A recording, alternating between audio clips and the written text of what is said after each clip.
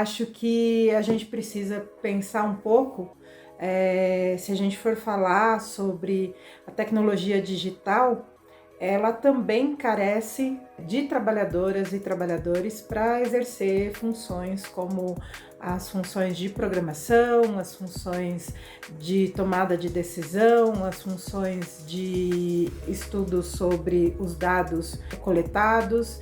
Então, eu acho que esse admirável mundo novo, ele não é tão novo assim, do meu ponto de vista, porque a gente está falando de tecnologia e a tecnologia como um todo é algo que é do próprio ser humano, né? Então, se a gente pensar nas tecnologias ancestrais, elas eram tecnologias, e as tecnologias de agora, que são tecnologias digitais, elas continuam servindo e sendo desenvolvidas pelo homem como um todo, né? Então, eu acho que esse admirável mundo novo, no meu entendimento, ele não é tão novo assim, se a gente pensar que os seres humanos continuam existindo e continuam se reinventando e reinventando as suas tecnologias o tempo todo. O que a gente precisa entender e proteger são os direitos das pessoas que estão ali a trabalho dessas tecnologias, né? Ou desenvolvendo essas tecnologias. A gente não pode deixar isso de lado, uma vez que a gente fala aí de cada vez mais recursos sendo desenvolvidos para poder limitar a ação das pessoas de uma forma aparente.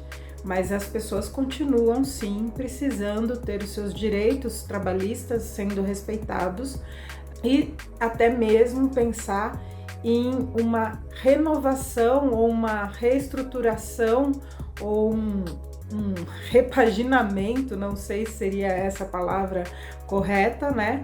Para olhar para o novo que está chegando, né?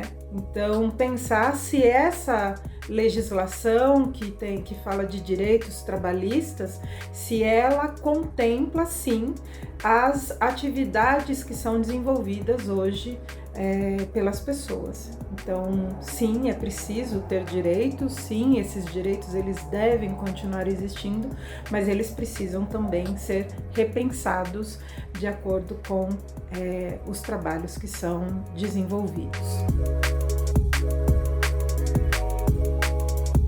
A gente pode pensar no mundo, né, como algo que tem muita disparidade de acessos e de direitos, né?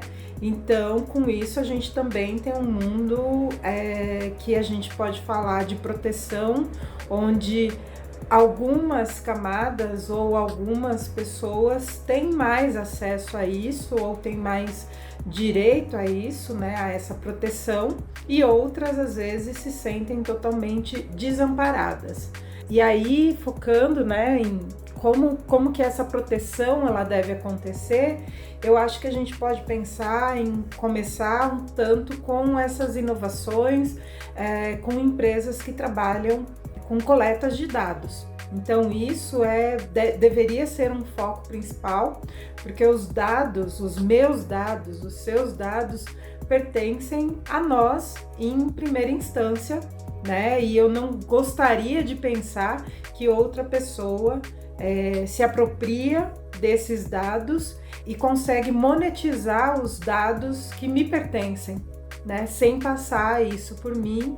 Então a gente precisa também pensar nas proteções possíveis para os dados sensíveis, né, coletados aí por plataformas, por trabalhos de uma tecnologia digital, e como que isso afeta as pessoas na atualidade, e como que isso pode afetar ainda mais no futuro, né? Então, eu não sou especialista em dados, mas eu trabalho de alguma forma com dados principalmente voltados para o uso da bicicleta, né?